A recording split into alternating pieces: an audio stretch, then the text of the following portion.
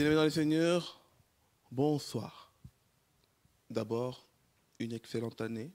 Toi qui me suis aujourd'hui, le 1er janvier 2018.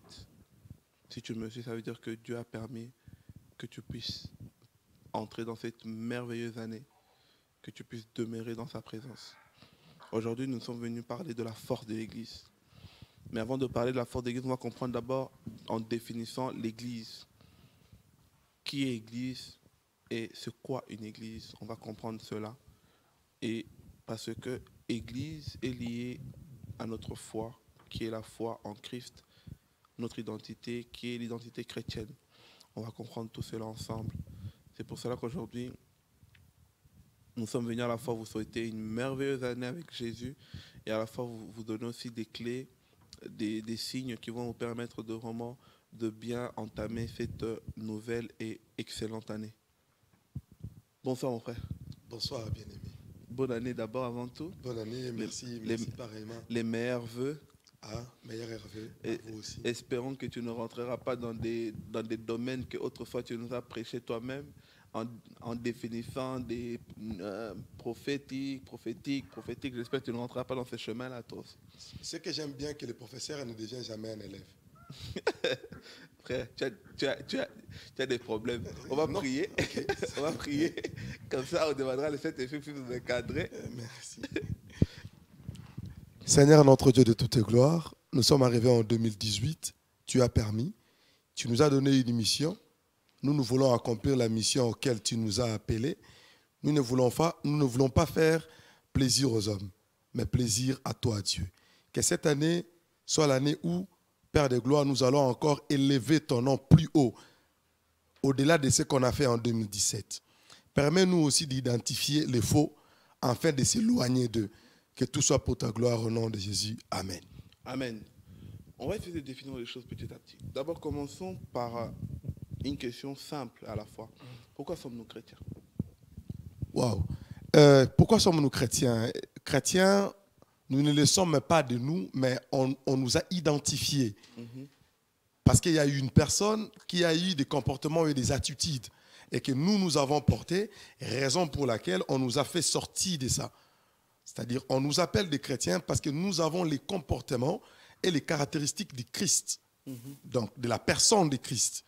Parce que je ne veux pas définir qu'est-ce qui veut dire Christ, mais d'abord de la personne de Christ. La personne Christ, lui, avait un comportement, avait un style de vie, avait un langage, avait sa façon de vivre. Et nous, on nous a identifiés dans cette manière de vivre-là. Et comme on n'avait pas un autre nom à appeler notre mouvement, notre ensemblement, on nous a appelés alors qu'on était des chrétiens. Okay. Et est-ce que être chrétien, c'est forcément appartenance à l'Église?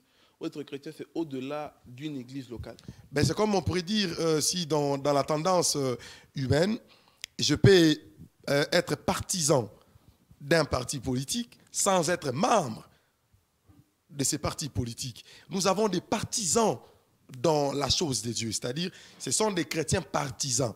Il n'est pas un chrétien dans le fond, il n'est pas un chrétien membre corps, mais il est un chrétien parce qu'il aime bien le message, il aime bien comment les chrétiens se comportent, ils sont un peu doux dans leur message, ils sont un peu compréhensifs par rapport, par exemple, aux musulmans ou aux bouddhistes ou d'autres personnes. C'est juste un partisan. Donc nous avons deux types de chrétiens, des partisans et des pratiquants, les gens qui sont à fond dans la chose. Ok.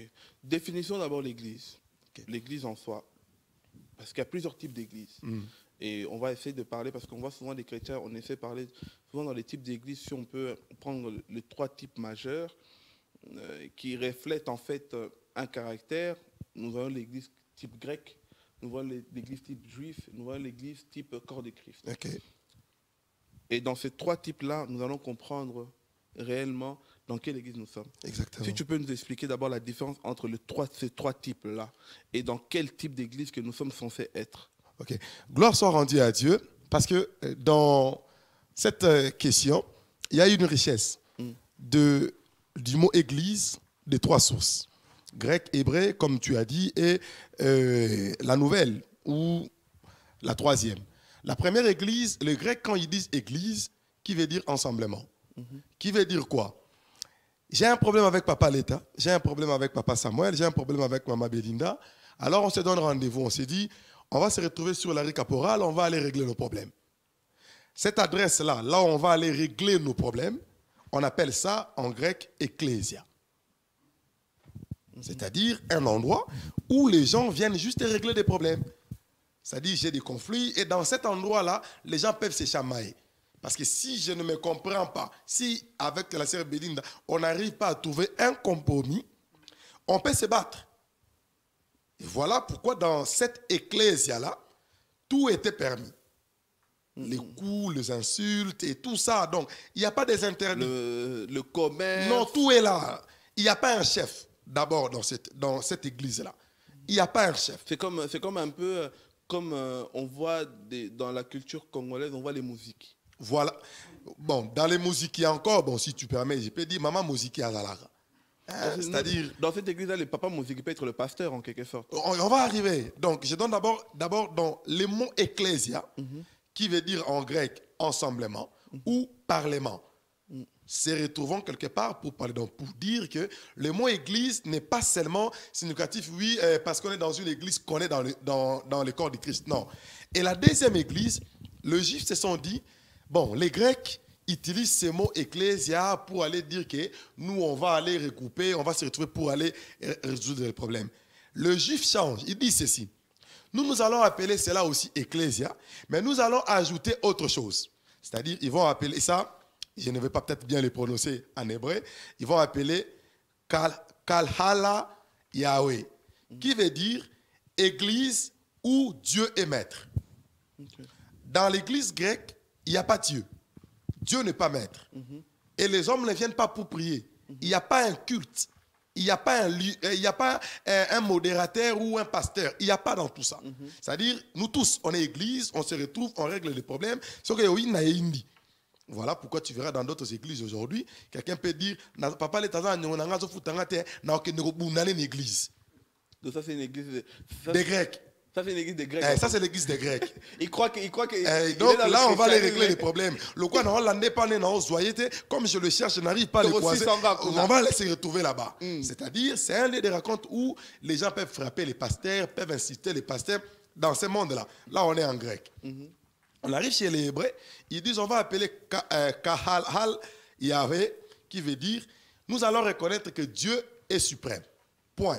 Mais nous n'allons pas commencer à prier partout. Tout le monde ne va pas commencer à prier dans sa maison.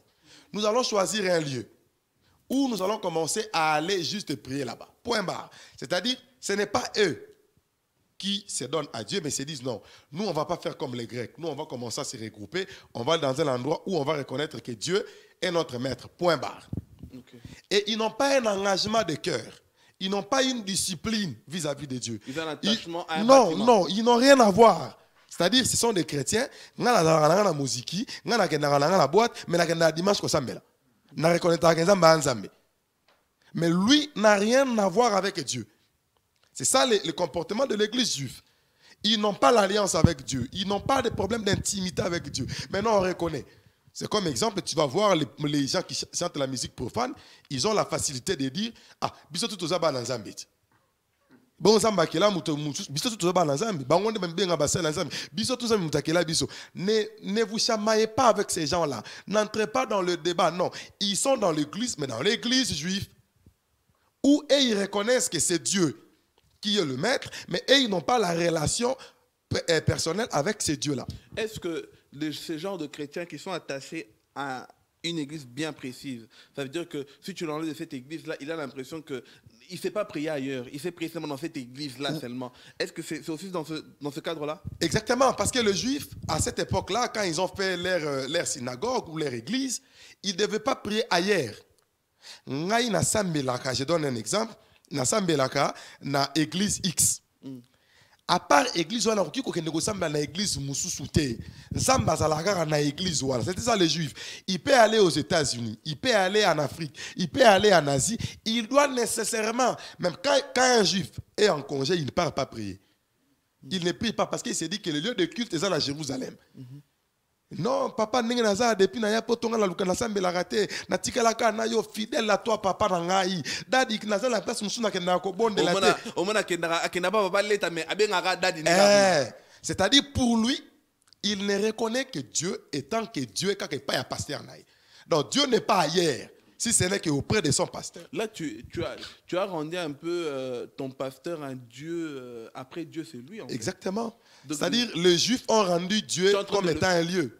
C'est-à-dire, en dehors de Jérusalem, à Béthanie, Dieu ne devait pas être là. En Galilée, Dieu ne pouvait pas être là. En Samarie, Dieu ne pouvait pas être là. En Judée, Dieu ne pouvait pas être là. C'est-à-dire, Dieu ne pouvait être qu'à Jérusalem. Donc, c'est que c'est-à-dire, il faut, pour ceux qui sont là dimanche, nous tous, on doit maintenant sortir de nos endroits là-bas pour aller dans un seul endroit. Donc, frère, si je te suis bien, il y a beaucoup d'églises aujourd'hui qui se croient chrétiens, mais ils ne sont pas chrétiens. Voilà. C'est des juifs, en fait. Exactement. Exactement. C'est-à-dire, ils n'ont rien à voir avec Dieu. Mais, ils ont seulement mis le nom de Dieu. Comme dit dans la Bible, dans le Nouveau Testament, la Bible dit que les femmes ont dit à l'époux, nous savons qu'ils ne sont pas dignes d'être les épouses. Donne-nous seulement ton nom. Nous voulons seulement utiliser le nom. Et ces églises-là utilisent seulement le nom de Dieu, mais eux, ils n'ont rien à voir avec Dieu. Rien à voir. Et la troisième église, c'est l'église où toi et moi, nous nous retrouvons. Là où ça change les choses. Là où les choses deviennent autre chose. Il regarde une personne. Il nous dit, sur toi, Pierre, je bâtirai mon église. Là, on devient dans une autre dimension de l'église que nous sommes. Nous ne sommes plus encore dans l'ensemblement des 8 Rokutana pour aller régler un problème. Nous ne sommes pas dans un lieu, mais nous devons maintenant que nous devenons une église. Là, la donne change. Il dit, sur toi, Pierre, je bâtirai mon église. Et il donne le pouvoir à cette église-là, que les autres églises n'ont pas. Il commence à dire, la mort n'aura aucun pouvoir sur toi. Rien ne te résistera. Je te donne la clé de la réussite dans cette église. Il commence à dire maintenant comment il va former cette église. Il dit, je vais détruire ce temple et je vais le reconstruire dans 3 jours. Là, il commence à parler comment il doit détruire un temple qui est charnel, mais pour construire un temple qui devient spirituel. Parce qu'il voulait faire l'église pour ne pas être physique, mais pour devenir spirituel. Là, les choses commencent à changer. On n'est plus encore dans la relation humaine comme ça. On n'est plus encore dans l'histoire des lieux. On n'est plus encore dans l'histoire que oui, non. On devient la personne église. Là, les choses changent. Il voit la femme. Il dit à la femme ceci. Suis bien ce que je vais dire, frère John. Il dit, l'heure vient et elle est déjà venue. Il y a 2 choses qui se cachent là-dedans. Il dit, l'heure vient et elle est déjà venue. Alors là, Christ commence à révéler l'identité de l'église à la femme. Il lui dit ceci, l'heure vient, c'est-à-dire viendra, n'est pas encore là. Mais l'heure en soi est déjà là aussi. Il y a 2 temps. Moi et le frère John, nous sommes déjà dans le temps du présent où l'église s'est déjà révélée comme étant le Messie. Mais l'heure vient sera pour Israël qui ne connaît pas encore la vraie église. Donc nous commençons maintenant et il dit, et quand cette heure-là viendra, nous allons commencer d'abord à être l'église dans la vérité et dans l'esprit. Là, on commence maintenant à identifier l'homme et son créateur. Alors, comment maintenant on devient, nous, église, corps du Christ? Parce que c'est comme ça, nous sommes identifiés. Notre église est le corps du Christ. Il dit à Ézéchiel, vous connaissez dans le livre d'Ézéchiel 37, il dit, Ézéchiel, fils de l'homme, prophétise sur ses ossements. Et il y avait les squelettes. C'était déjà pourri, il n'y avait plus la chair, il n'y avait plus rien. Il n'y avait plus les cheveux. Il n'y avait plus l'identité dans cette histoire-là. Et c'est de là où notre église est née. Il nous dit prophétise. C'est-à-dire ramène la vie à ces eaux ici. C'est-à-dire là où frère John Azaki Linzaka, tant où le balanzambe bimi et bendiye azongi na musapi. Place nga nazalaki lokolo, nazongi na lokolo. Place musuni ezalaki te. Et nous nous retrouvons tous comme étant un corps. C'est-à-dire là où maintenant il n'y a ni juif, ni grec, ni mondibou, ni africain, ni américain. Parce qu'on est tous appelés de la parole de Dieu qui nous ensemble. Et l'avantage dans notre église, nous nous rassemblons sur les mouvements du Saint-Esprit, qui est Christ. C'est lui qui nous attire vers lui. Et il dit, mon esprit rendra témoignage que vous êtes mes enfants et mes brebis connaissent ma voix. Donc là, ce n'est pas encore un problème de on se retrouve ou un lieu, mais je connais la voix. C'est-à-dire, quand je pars dans l'église de Papa Leta, quand j'entends son pasteur parler, comme je connais celui qui nous ensemble, si c'est la voix de Dieu, je dirais que c'est la voix de Dieu. Parce que pourquoi? J'ai eu une relation personnelle aussi avec Dieu. D'abord, dans ce sens-là, avant que j'entre dans d'autres petits thèmes. Lorsque on voit, tu éclaircis les choses, tu l'expliques bien. Tu as expliqué plusieurs types d'églises, qu'aujourd'hui, les chrétiens, je ne sais pas si par manque de conscience ou par déséquilibre, on se retrouve aujourd'hui dans plusieurs églises sans le savoir. C'est dû à quoi aujourd'hui si le chrétien est déséquilibré à ce point-là? C'est à cause de quoi? Le manque de l'estime de soi, le manque de l'estime de l'église, le manque de connaissances, le manque d'enseignement, c'est dû à quoi? Que nous retrouvons aujourd'hui non dans le bon lieu de culte, mais on se retrouve dans des lieux de culte où Christ n'a plus sa place. Mais c'est nos problèmes qui ont pris place. Où Christ est attaché à une personne, à un pasteur, à un titre d'église. Ça veut dire que moi, j'ai pris seulement chez l'église X, Y, Z. Si tu m'amènes dans l'église Z, non, moi, je ne connais pas ça. Pourquoi les chrétiens, on a réduit le travail de l'œuvre du Christ autrement que lui-même Christ l'a décrit? C'est à cause de quoi? La première des choses, les chrétiens actuels, ça fait mal au cœur, ne lisent pas la Bible. Vous voyez? Les chrétiens actuels ne lisent pas la Bible. On est dans la synagogue. Et dans cette synagogue-là, Jésus lit une prophétie. L'Esprit du Seigneur est sur moi, car il m'a oint pour annoncer la bonne nouvelle. Et il dit, cette parole vient de s'accomplir. C'est-à-dire, cette parole-là, ce n'est pas Jésus qui l'a amenée. Elle était dans cette synagogue-là. Mais les gens lisaient cette parole-là, mais ne les comprenaient pas. Le problème aujourd'hui, c'est les fidèles qui ne sont pas d'abord en mesure de fournir des recherches sur leur foi. J'ai suivi l'émission, comme Papa Leta a fait l'émission avec vous ici, les 31. Il a dit, les gens ont donné tellement confiance aux hommes de Dieu, au point qu'eux-mêmes n'ont même plus confiance à eux-mêmes, en fait. Ils croient que pour qu'ils soient sauvés, c'est ainsi dit les pasteurs. Non pas ainsi dit aussi sa foi. L'ignorance, la première des choses, c'est l'ignorance. Et quand on est ignorant dans les choses de Dieu, on perd beaucoup de choses. Les chrétiens aujourd'hui ne sont pas chercheurs. Ils ne cherchent pas à comprendre pourquoi il est chrétien. Tu vois, au début, quand tu as posé la question pourquoi on nous appelle chrétiens par rapport au Christ. Si on demandait à des chrétiens, qu'est-ce qui veut dire Christ? Nous portons des fois un nom ou une identité qu'on ne s'est jamais posé la question. D'où ça provient? Si on pose la question, pourquoi on appelle aujourd'hui Jésus, Jésus? Parce que nulle part dans la prophétie, on a énuméré qu'on l'appellera Jésus. Mais pourquoi on l'appelle Jésus aujourd'hui? C'est-à-dire, nous sommes dans une génération où les gens se contentent de ce qu'on les a dit, point barre. Mais ils ne vont pas loin dans la recherche. Il n'y a plus de vrais chrétiens de Béret. Voilà. Et ça, c'est une maladie. Aucun prophète a dit qu'on l'appellera Jésus. Mais pourquoi on l'appelle aujourd'hui Jésus?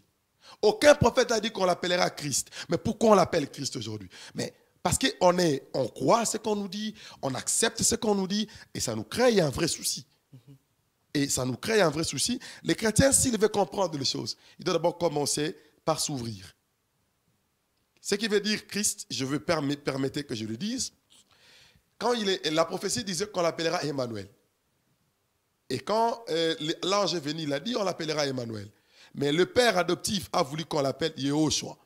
Et il a ajouté Hamashia. Christ, de son nom sur terre, il s'appelait Yehoshua Hamashia. Qui n'a rien à voir avec Jésus-Christ. Donc, avec l'évolution du temps, on a traduit Yehoshua Hamashia comme étant Jésus-Christ en français. Christ qui ne veut pas dire Dieu. Christ qui veut dire juste oint. C'est-à-dire, quand tu dis Jésus, Christ, c'est comme si tu disais Yehoshua le oint. Tu ne dis pas autre chose. C'est-à-dire, quand maintenant, on entre maintenant dans la définition, dans la profondeur des Écritures, tu imagines que toi, tu t'appelles chrétien. C'est-à-dire, tu t'appelles oint. Et qu'est-ce qui veut dire oint? Parce que nous, aujourd'hui, on n'a pas l'habitude d'aller loin. Celui qu'on appelait oint était celui qui était consacré. était mis à part, était appelé. Parce que Christ, avant de dire que cette parole s'est accomplie, il a dit, l'Esprit du Seigneur est sur moi, car il m'a oint. Pourquoi il m'a oint? Pour annoncer la bonne nouvelle aux pauvres, pour faire ceci, pour faire ceci. Il dit, cette parole s'est accomplie. Et ces jours-là, on a commencé à l'appeler les oints. Christ, et Jésus, le oint. Oint qui veut dire Christ, qui vient du mot grec Christos, qui veut dire en hébreu oint, pas autre chose. C'est-à-dire, quand on commence à pousser loin, donc moi quand je pousse loin, mais c'est que je me dis, donc quand on m'appelle que je suis chrétien, c'est-à-dire je suis oint.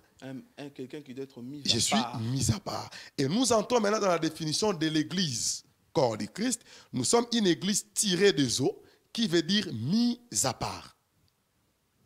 Donc, nous ne sommes pas comme tous les autres. Nous sommes obligés à vivre pas comme les autres. Parce que déjà, nous sommes mis à part.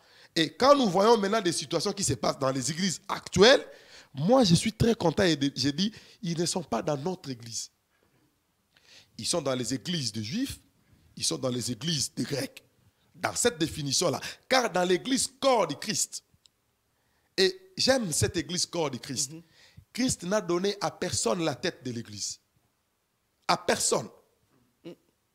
Il a dit, je suis la tête de l'église. Ce n'est pas les pasteurs qui sont la tête. Non. Nous tous, et les pasteurs, les bishops, tout ce que vous voulez, nous sommes tous les corps, les membres dans un corps. Les des nations. Oui, dans un corps. Aucun pasteur n'est à la tête de l'église. Raison pour laquelle, je vais donner peut-être des passages que les gens peuvent lire, si vous voulez, dans 1 Corinthiens, je l'avais noté ici, dans 1 Corinthiens 12, 18, là où Christ est en train d'établir le ministère dans l'église. Dans notre église que nous sommes dans le corps, là vous allez remarquer que chez le juif, il n'y avait pas dans cette définition de l'église. Ça c'est Paul qui a été révélé par... Voilà, qui a commencé à donner cette église. Et il donne même encore les rôles de chacun. Et alors quand il établit les pasteurs dans l'église, il leur donne les rôles. Ça c'est dans Actes des Apôtres 20, 28. Vous allez voir comment il commence à expliquer les rôles. Mais quand il a commencé à parler sur le rôle de ce que lui doit jouer dans l'église, il dit, je suis la tête de l'église. Il dit que l'église doit être soumise à Christ. C'est là où, quand la chose vient de Dieu, quand une église corporelle comme ça, locale, et matérielle, où il y a des micros et tout ça, vient de Dieu, écoute, faut rater. Parce que dans cette église-là, si c'est Christ qui est la tête, l'œuvre continuera. Même si le pasteur n'est plus Mais là. oui, mais si dans cette église-là, ce n'était pas Christ qui était à la tête, quand il part, il y a beaucoup de choses qui changent. Aujourd'hui, j'aimerais bien qu'on comprenne ce terme-là. Est-ce que c'est le corps de Christ qui va mal ou c'est le chrétien qui va mal ou c'est les deux? Le problème, c'est nous sommes dans un moment où l'Église souffre. Bon, quand je parle de l'Église souffre, c'est-à-dire il y a tellement un mélange au point où on se retrouve même des fois salis par rapport à ces gens-là qui sont tout autour de nous. C'est-à-dire, le corps de Christ n'est pas malade. Parce que si le corps de Christ est malade, c'est-à-dire que Christ est malade. On est d'accord? Parce que le corps, nous sommes tous ensemblés sur la tête qui est Christ. C'est lui qui nous gère, c'est lui qui nous façonne, c'est lui qui nous taille, c'est lui qui nous fait à sa merci, c'est-à-dire comme lui veut qu'on soit. Donc on ne peut pas être malade à ce moment-là. Mais l'Église devient malade quand le gens fait porter à Christ un corps qui n'est pas à lui. Explique-toi un peu. C'est-à-dire quand un pasteur se fait appeler pasteur et qu'il n'est pas pasteur de l'Église, corps du Christ. Là, c'est l'Église là qu'il a essayé de faire porter Christ qui souffre. Pourquoi? Parce que Christ est vilipendé dans ce sens-là. C'est-à-dire, Christ est christifié encore pour la deuxième fois, pour la troisième fois, pour la 1001e fois. Pourquoi cette personne-là ne reflète pas exactement ce que Christ devait refléter? Je ne pense pas qu'un pasteur qui est dans le corps du Christ peut commettre le péché qui peut apporter un scandale dans le corps du Christ. Mais j'aime ça. Christ dit ceci, comme nous sommes son corps. Il dit, quand le scandale sera dans le lieu saint, que celui qui lit la Bible fasse attention. Vous savez, parce que lui, il nous prévient. Il dit ceci, vous ne serez pas le seul corps. Comme tout le monde va chercher à avoir mon identité, Il y aura plusieurs corps, mais faites attention. Mais quand vous allez commencer à voir dans ce corps-là l'abomination arriver dans un lieu très élevé, vous qui lisez la parole, faites attention. Moi, quand je vois les pasteurs faire les scandales, moi, ça me fait peur. Ça me fait très peur. Car la Bible que je suis en train de lire est en train de se réaliser lentement, mais sûrement. Ça ne s'agite pas, mais ça s'accomplit tout doucement, tout doucement. Lorsque ta génération elle est pressée à rentrer dans certaines choses, vouloir organiser des choses, vouloir œuvrer dans certaines dimensions, une jeunesse que peut-être elle ne veut plus être préparée, elle veut directement être dans l'action. Elle se retrouve dans quelle église? Elle se retrouve dans une église où Christ n'est pas à la tête d'une église. Pourquoi je dis ça? Quand Christ est à la tête, frère John, quand tu t'es réveillé chez toi le matin, tout ce que tu fais provient de ta tête. Ne provient pas de ta main. Tel que je suis en train de bouger ma main, c'est mon cerveau qui les guide. Ce que je veux faire demain, c'est ma tête qui réfléchit. C'est-à-dire, ce que je dois faire dans l'église, ça doit être l'inspiration des dieux d'abord. Ce n'est pas moi qui dois faire des choses pour aider Dieu. Je disais à une personne hier, on n'aide pas Dieu dans son œuvre, on n'aide pas Dieu. Tu peux te dire qu'il faut que je fasse ceci pour que le nom de Dieu soit glorifié. Non, Dieu, on ne l'aide pas. Il fait toutes les bonnes choses à son temps. Il a appelé Paul, mais il a essayé de former Paul pendant très longtemps. Il a appelé Pierre, mais Pierre a évangélisé après 3 ans. Pierre n'a pas évangélisé dès le premier jour de son appel pour aller leur... Bon, c'est ça le comportement actuel que nous voyons. Les nouveaux convertis, quand ils sont nouvellement convertis, se disent on doit aller aussi motiver les autres. Non. Ce n'est pas comme ça que ça se passe. Dans l'ordre de l'Église, toi qui viens d'être converti, reste d'abord qu'on t'enseigne.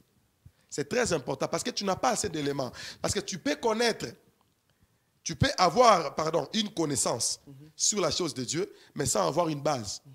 C'est-à-dire, tu peux te retrouver, on commence à te poser des questions que tu n'as pas été à mesure, comme les disciples. Ils ont vu Christ chasser les démons. Avant que le Saint-Esprit ne vienne en eux, ils se sont permis d'aller chasser. Lorsque dans ce cas-là, frère Hervé, aide-nous un peu. Lorsqu'on arrive dans ce cas-là où la personne vient d'accepter Christ, elle se dit, moi je dois directement aller motiver les autres ailleurs. Et que frère Hervé, frère John, le conseiller dit, assis-toi d'abord. Mais que la personne en question, dans son église, que son pasteur lui dit, non, toi tu es motivé à sortir. Est-ce que ce pasteur-là l'aide ou ce pasteur le détruit? Non, le pasteur ne l'aide pas, parce que le pasteur devient comme Moussa. Il s'est dit, comme personne n'est pas là pour encadrer l'arche, on va quand même permettre à Ouza de soutenir l'arche. Mais quelle est la suite? Ouza meurt. Voilà, le problème c'est l'arche de Dieu. L'arche de Dieu. Le sacré. Le sacré. L'arche de Dieu. Le sacré. Bon, Dieu voudra, on reviendra parler sur les avantages et les désavantages de l'arche. Quand Dieu te demande de porter l'arche, il faut que tu te poses la question, est-ce que tu as été destiné ou pas à porter cette arche-là?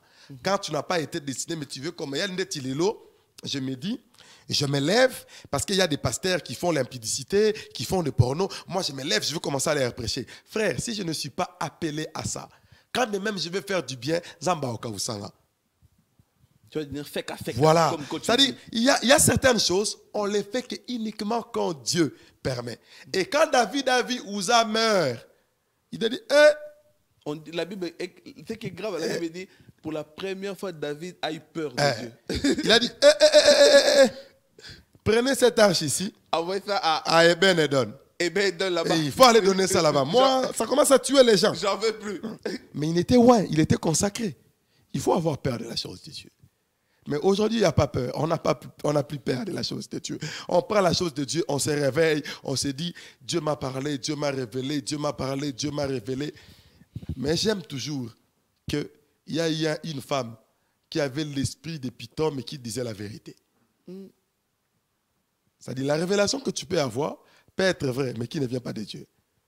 Pas d'abord par rapport à que toi-même tu as dit quelque chose. Non. C'est-à-dire que tu as été convaincu de quelque chose. Mais Dieu dit, et je leur envoyerai encore l'esprit qui va encore les égarer très bien dans leurs pensées. Ça, c'est Dieu. Ça fait, moi, quand je lis la Bible, je me dis, est-ce que la Bible est de Nzamba fait le premier soin. Permettez que je le dise en lingala. Nzamba lobi boy. Namo le roi pasteur a ekobo o yalingo tika ekobo te. Nakotindela ye mulimu ya ekobo. Akobo kalisusu koleka. Satana te frère. Donc Dieu peut t'en. Nakotindele mulimu akobo katina niveau kokobo kawana. Ya ba mto ko karabaro mituru. Akosenga nzambe pardon te. Omoni siko danger ezani. Soki nzamba komisi mutu na niveau wana. Nzamba za na posa ya pardon ya mutu wana te. Mais okomona mutu wana akosenga nzambe pardon te, akomi kosenga batu pardon. Tango banaye kosala bêtise wana ebeti nzamba amona. Siko scandale to sona yo keza yani pop to monier. Nde wana siko pardon e botami na mutema na ye. Et Dieu n'est pas dans ça. Le pardon qui est poussé des hommes n'a jamais été un vrai pardon. Quand on commence à te pousser, oui, aux âmes muturoki kokweya. J'étais dans une réunion familiale et tout ça. J'avais un langage sec. J'ai dit, si on vous a enseigné que vous pouvez pécher et vous repentir, moi je ne suis pas de cette prédication-là. Moi je suis de cette prédication qui dit, il faut être saint pour aller au ciel. Alors je me prépare tous les jours pour être saint. Et moi je crois que le saint homme existe. Exemple, je le suis. Que vous l'acceptez ou pas, moi je ne suis pas comme vous. Si vous avez l'habitude de se pécher et se repentir et qu'on sort, moi non. Donc c'est à ce stade-là. Et Dieu a envoyé l'esprit d'égarement à beaucoup des hommes de Dieu. Beaucoup d'égarement. Et là où j'aime Paul qui vient, qui pose la question, vous avez bien commencé. Vous avez bien commencé. Posez-vous la question. Si c'est Paul qui est serviteur de Dieu, pose la question. Qui vous a, c'est-à-dire, même Paul ne comprend pas les degrés de la bêtise que vous faites. Donc il s'est dit, ça ne peut pas être seulement le diable. Qui a ensorcelé ces gens ici à être aveuglés à ce niveau? Papa, tu as 40 ans. Tu as 40 ans, tu as 50 ans, tu as 30 ans. Tu restes nu devant un écran.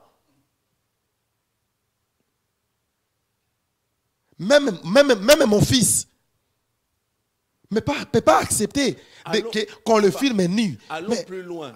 Tu restes nu devant l'écran, or que tu as autrefois péché l'impudicité. Tu as autrefois prêché le péché. Tu as même convaincu des gens à quitter le péché. Mais toi-même, tu arrives au stade où tu fais la chose que même le bébé spirituel que tu as encadré ne peut pas faire.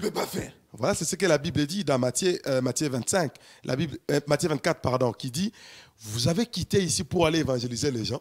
Une fois que ces gens se sont convertis, sont venus vers vous, sont devenus plus refroidis. Vous les avez même fait candidats à l'enfer. Voilà aujourd'hui pourquoi les gens ne partent plus encore à l'église. Pourquoi les gens ne partent plus encore à l'église? Moi, je suis allé évangéliser. Je me suis dit, je vais quand même faire un effort. Je fais l'évangélisation à Icle, porte à porte. J'arrive à une porte, on me regarde, on me dit, tu commences bien. Tu es pur.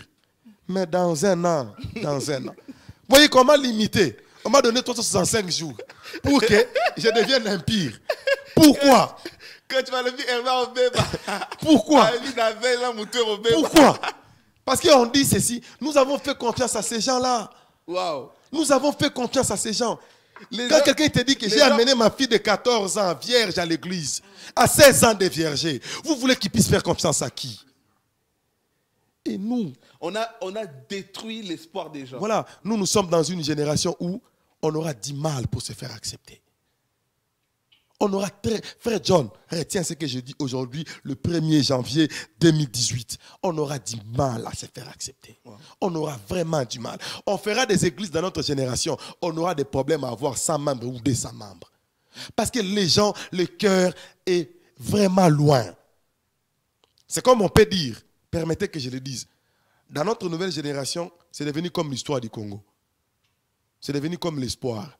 C'est-à-dire c'est dans 50 ans que peut-être que le Congo va être bien. C'est-à-dire c'est dans 50 ans que l'œuvre de Dieu va commencer à redonner encore l'espoir que les gens reviennent encore à l'église. Pendant 5 ans, 10 ans, non. Non. Pourquoi? Parce que la cupidité, l'amour de l'argent, l'impudicité, l'idolâtrie, le culte sur les personnages de la personne du pasteur, prophète et tout ça, ayez vendu tellement l'église. Les gens sont choqués. Il y a un homme de Dieu qui disait, un jour, ils sont partis prêcher avec un autre homme de Dieu. Il arrive là-bas, L'homme de Dieu se dit que non, aujourd'hui c'est l'église, c'est les faits verts. Tout celui qui a un problème à dire dans cette église, qu'il le dise. Mais la bagarre voulait sortir. Papa allait à ses lèvres, il dit, tel pasteur a déjà dragué ma femme. Tel pasteur, bon, dans l'église. Bon, alors, maintenant, les pasteurs veulent dire, non, le pasteur aussi était marié. Il veut nier, on dit, il y a des messages ici. Tu veux nier quoi? Tu as envoyé ça à ma femme. Voyez les... Donc, ça dit, on est tellement dans une génération où, pour aujourd'hui qu'on t'accepte, en tout cas, entre nous dans les milieux de jeunes, on peut s'accepter. Entre nous dans les milieux de jeunes, on peut s'accepter. Mais aujourd'hui, aller prêcher quelqu'un de 40 ans, 50 ans, de lui dire que Dieu, il va d'abord te dire que d'abord l'âge que tu as et l'âge que j'ai est d'abord plus avancé. Et il va te citer tous les dégâts qu'il a vu des pasteurs. Il va te dire, et si vous permettez, il va te dire, j'ai vu l'archibishop, j'ai vu les bishops, j'ai vu les cardinals, j'ai vu des pasteurs, il va te dire, j'ai vu des choses. Papa, et nous sommes dans cette génération-là. Et nous sommes en train de souffrir. Voilà pourquoi le langage que nous avons, aujourd'hui, ne plaît pas aux gens. Parce que nous avons besoin de restaurer cette confiance-là. Nous avons besoin... On nous a tellement enseigné que, je répète encore ce que je venais de dire, que il y a un pasteur a du courage. Que tant Koboki, pardon. Parce que assis à terre cabino déjà et bino peut manipuler besoin facilement. Mutoza parfait azate, asengi bolimbisité, bolimbisaye, ne jugez point. Le message des justes, non, qu'ils vont nous ramener, les justes tombera 7 fois, il s'en relève. Est-ce que d'abord il était juste? Hein? La question, il faut commencer d'abord par se poser. Est-ce que d'abord il était juste? Et quand un juste tombe, ne tombe pas contre la volonté de Dieu. David était juste. Il n'a jamais tombé contre la volonté de Dieu. Saoul a tombé contre la volonté de Dieu. C'est ça la seule différence. Voilà pourquoi Dieu a appelé David l'homme selon mon cœur. Pas parce que David a pris la femme d'autrui, non. Pas parce que David est parti en guerre pour tuer, mais parce que David n'avait jamais péché contre la volonté de Dieu. Et quand David a fait cette histoire-là, Dieu a dit à David, si tu m'avais demandé cette femme, est-ce que vraiment je n'allais pas te donner? Pourquoi? Parce que David a fait un acte qui a fait mal à Dieu. Je vous pose la question. Enlevez-moi la situation que David avait pris la femme de son serviteur, de son soldat. Quel autre scandale connaissez de David? Citez-moi. Dans tous les règnes de David, quelle autre bêtise qu'il a fait? Donc, c'est-à-dire, quand il a fait ça, et allez aussi lire, il a fait la prière de 2 semaines, non? Pour se repentir. Allah lui moupandi koto, 7 jours. Allah lui koto, Dieu lui a dit, mais c'est pas grave, n'aurons même moi. Vous voyez? C'est-à-dire, et la seule difficulté, la seule différence entre David et Saoul, c'est-à-dire que Saoul, lui, il ne péchait pas contre lui, Saoul, mais il péchait contre Dieu. Il y a combien de niveau que nous avons.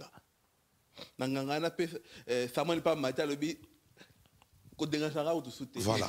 Donc, c'est-à-dire, il y a à ce moment donné où, quand un homme de Dieu, Dieu t'établit comme juste.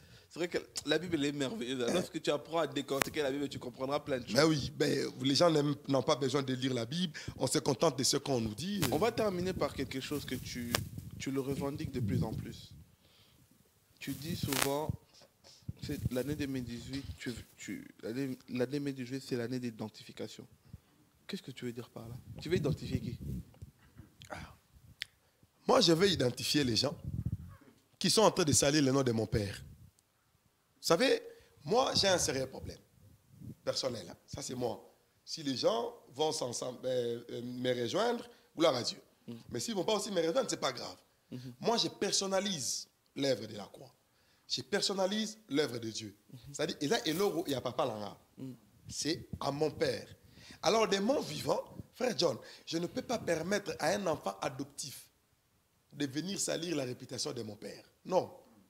Non, pas du tout.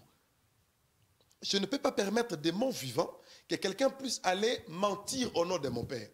Et en sachant que moi, je connais la vraie histoire de mon père. Pourquoi je dois me taire? Alors, quand je parle de l'identification, c'est-à-dire quoi? Je saurai réellement que tu es fils de mon père quand tu auras le même langage selon les conseils que notre papa nous avait donnés.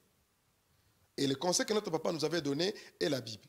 Et en dehors de la Bible, il dit ceci. Je pars, mes enfants. Je ne serai pas tout le temps avec vous. Mais je vais vous envoyer mon esprit. Pas que pour tout cas. Le Saint-Esprit, quand il vient, il va tout cas. Il y a un lobby. Et là, tu es là-bas. Excusez-moi. Tu veux m'amener où? Tu veux venir où, frère? Comme il y a... Bien aimé, je vais vous faire rigoler un peu. Comme on connaît des frères. Hein. Il rentre comme ça dans la TV la fois. Donc il enlève en enlevant juste la veste. À Kemba. À Balima au Tutuka. De tout cas, il y a des débauches. Il y a des débauches. Moi, je suis camarade d'ailleurs, on a rappelé, à Kochomba, moi, Bandi. Vous savez, frère John, ça fait tellement mal quand tu vois les gens lire mal la Bible et interpréter mal la Bible et pire, s'associer au Saint-Esprit. Ça, c'est ce qui fait mal. Quand tu dis non, Dieu m'a dit, le Saint-Esprit m'a convaincu. Écoutez, Christ dit ceci. Il m'est avantagé que je m'en aille. Tout ce que j'ai dit ici, c'est dans la Bible. Bon, je ne suis pas là pour commencer à vous donner des références bibliques. Vous ne lisez pas la Bible. Moi, je vais lire la Bible pour vous et puis je vais commencer à vous décortiquer ça. Donc, prenez aussi le temps de lire la Bible. Donne les phrases comme ça, eux vont chercher. Oui. Donc, voilà. Il dit, il m'est avantagé que je m'en aille. Pourquoi que je m'en aille? Parce que je vous enverrai mon esprit. La première des choses, quand l'esprit vient, il dit, lui, il vous convaincra. Lui, il vous enseignera. Il vous rappellera. Lui, il parlera. Non pas de lui, mais de moi. De moi. Il vous rappellera tout ce que vous aurez entendu. C'est-à-dire, le Saint-Esprit, quand il vient, c'est un professeur dans la vie de quelqu'un. Mais je ne peux pas comprendre, toi, le Saint-Esprit te saisit, on ne voit rien de l'enseignement en toi. C'est-à-dire, toi, ton Saint-Esprit, c'est de parler en langue et de t'agiter. C'est tout. Et de prophétiser. C'est ça. Mais moi, le Saint-Esprit que j'ai su, il dit, quand il viendra, il vous enseignera. L'autre fois, j'ai dit quelque chose que mes frères n'ont pas compris. Bon, ce n'est pas pour créer un débat avec toi ici. Hein? Mais si tu veux en faire un débat, c'est ton plateau. Tu es libre à toi. J'ai dit ceci. Celui qui passe assez de temps dans la prière est plus proche de la profondeur de Dieu que celui qui passe assez de temps dans la lecture biblique. On ne m'a pas compris. C'est-à-dire quoi? Quand je me mets tellement en train de prier, quand la Bible dit « je prie en esprit », l'esprit connaît des choses que moi je ne connais pas, alors l'esprit me communique la pensée du Père. Voilà pourquoi quand je parle, on a l'impression que j'ai lu toute la Bible. Non, c'est l'esprit qui m'a enseigné ce que je n'ai jamais lu dans la Bible. Quand je parle de ce que je parle ici de l'église et consort, je n'ai pas lu dans la Bible. C'est l'esprit qui m'a enseigné et quand il m'enseigne, il me convainc que cela est vrai. Et il t'aide à le retrouver dans la Bible. Voilà. Voilà, donc ça veut dire que ça va des pairs. Non, ça ne travaille pas de pair. Alors si je suis illettré, si je ne sais pas faire l'école, la Bible est écrite en français, je vais lire la Bible comment? Quand tu n'es pas illettré, ça veut dire que tu connais les deux. Oui, mais non, le problème maintenant, il ne faut pas chosifier, il ne faut pas faire de la chose de Dieu comme étant une science. Papa, tous à la logique.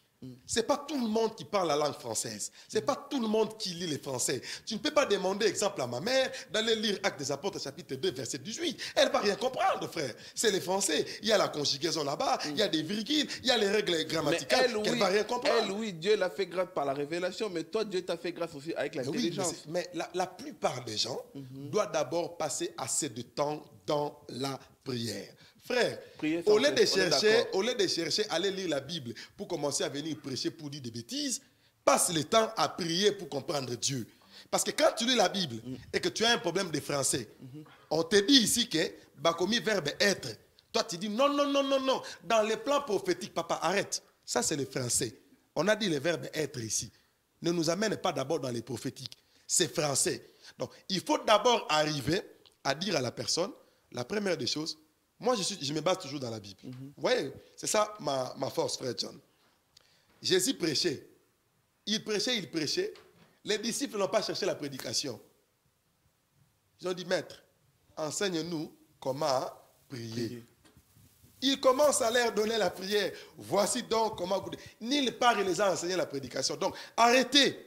Soit c'est de votre génération que vous poussez les gens à aller faire la théologie, à aller lire la Bible pour devenir des prédicateurs. Mais si nous tous devenons des intercesseurs, nous allons faire tomber Jéricho en tournant. Mais si nous devenons tous des prédicateurs, Jéricho va être là devant nous. Parce que qui va intercéder? Qui va intercéder? Nous tous, nous voulons être des porte-paroles. Ça devient compliqué. On va en tout cas essayer d'aider le peuple de Dieu en 2018 de ne pas recommencer les mêmes erreurs. Les erreurs que tes collègues ont fait, laver les sœurs. Non, moi je n'ai pas de collègues. Nettoyer des sœurs avec non, je n'ai pas de collègues. Ouais. Nous sommes tous un corps. Dans le corps, on n'a pas de collègues. Tu as des Chacun joue son rôle. C'est ça seulement le problème. Moi, je joue bien mon rôle. Si lui ne joue pas bien son rôle, il n'est pas mon collègue. Vous êtes dans la même équipe, frère. Non, non. On joue tous à FC Barcelone. Non, tu sais, c'est comme, tu sais, quand on dit collègue, c'est-à-dire qu'on travaille ensemble. Mais mais c'est-à-dire qu'on échange, on est tout ça, on mange. Non. C'est-à-dire qu'on n'est pas collègue. Il faut faire attention. Il y a d'autres. Moi, j'ai dit ici, voilà pourquoi quand on dit collègue. Tu vois, exemple, quand je dis, une fois que je suis allé prêcher, j'ai dit, moi, je n'ai pas des amis dans l'église. Tu vois, j'ai prêché, j'ai insisté. Et jusqu'aujourd'hui, je n'ai jamais eu des amis à l'église. Pourquoi? Quand tu commences à avoir un ami dans l'église, il va couvrir ta bêtise. Si je deviens l'ami de Papa Leta devient vraiment mon ami. Et il sait que je suis en train de faire des bêtises. Il va jamais, mon analyse pour ça, il va jamais venir me dénoncer. Parce que déjà, à la base, les couvertures d'amitié, elles ont empêché à trahir moi. Il ne faut pas être des amis. Il faut être comme Paul et Jacques. Tu dis des choses, tu dis la foi. Jacques vient et dit, arrête cette histoire-là, Paul. Tu parles de la foi. À quoi servira la foi sans les œuvres? Ils n'étaient pas des serviteurs de Dieu, c'était des serviteurs de Dieu. Mais ils n'étaient pas dans la même lignée de voir les choses. Les autres, mais quand on tire le poison, hein, frère. Bon, et là, on a édité la Bible, frère. Bon, dans le barango, vous voulez que je commence à vous dire combien de fois on a signalé un poison? Tout ce qu'on a. Donc, voilà. Témoignage. Je n'ai pas peur de. Hein? Battez qui mène un témoignage. Témoignage, yo mo Lucas en français c'est la fini. Ni na battez qui mène. Non, frère, Gogo si c'est émission on va été. Na battez qui mène un témoignage. Battez qui mène un témoignage. Toi même traduis ça en français, ça donne quoi? Na battez qui mène banane. Na ba collègue. Avec tes collègues. Na ba collègue là, donc qui mène ça guerre. 2018 guerre. N'a déclaré guerre. Ah, coach. Papa, même dans un parti politique, il y a l'opposition et le pouvoir. Tous dans la même caté, papa. On est tous Congolais, mais on n'a pas tous les mêmes idées. Il y a des autres qui sont dans l'opposition, ceux qui sont dans les partis civils, ceux dans l'opposition. Alors, moi, je suis dans l'opposition, frère. Donc, quand vous faites les bêtises, dans le lobby, qu'on a dit non, ça ne passe pas. Ça, vous prenez ma tête. De toi, tu fais que jusqu'à la mort. Oui, et incorruptible en plus. Que Dieu te bénisse abondamment, frère. Que Dieu te bénisse. Amen. Moi, année d'identification. Pour le frère, c'est l'année d'identification, guerre sur guerre. Pour Papa Leta, c'est l'année de chicotte et chicotte. Moi, c'est l'année de la bataille qui mène un témoignage. Que Dieu vous bénisse abondamment. Un frère péré. C'est pas grave. À la fois, je suis péré parce qu'il faut savoir, dans mon Congo, il faut battre la qui mène un témoignage, surtout mon Zombo. Je vois, il y a encore des Pauls qui réclament leur encore nationalité. Je suis un citoyen romain. Papa, accepte de fouer. Moi, je suis comme Jean. Jean, qui m'a quand la île de Patmos, il y a Kimi, à vivre longtemps. La bataille qui m'a témoigné le roi Jean. Que Dieu vous bénisse abondamment. À très très bientôt. Au revoir.